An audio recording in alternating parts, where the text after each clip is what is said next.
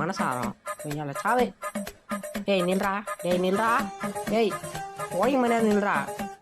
ரெண்டு சரி இந்த கதவு என்ன ஆக்குன்னு போனா கீழே பாடி ஏமா திருப்பியும் சரி வராங்க.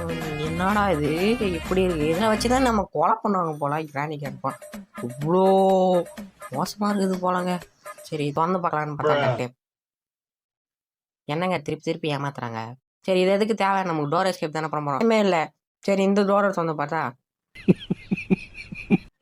என்னடா அதுன்னு பார்த்தா ஹெலிகாப்டர் மேனுவல்.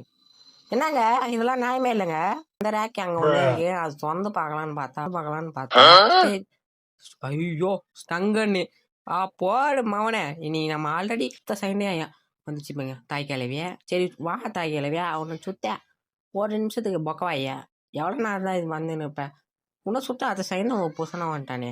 உன்னை அங்கே சுட்டா தானே எனக்கு நல்லா மனசாரம் ஐயால சாவே. டேய் நில்றா, டேய் நில்றா, டேய் ஓய் இப்ப நான் குத்துறேன்டாமங்க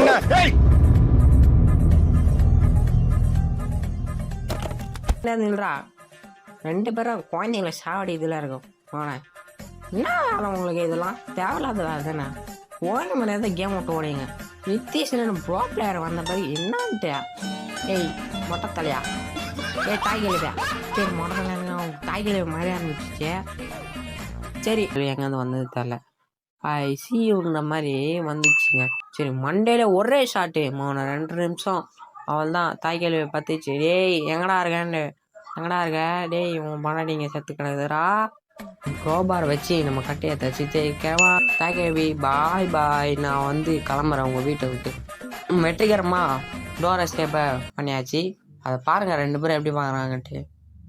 ஓகே உங்களும் விளைப்பெறுவது நிதிஷ் லெவல் டாட்டா பாய் பாய்.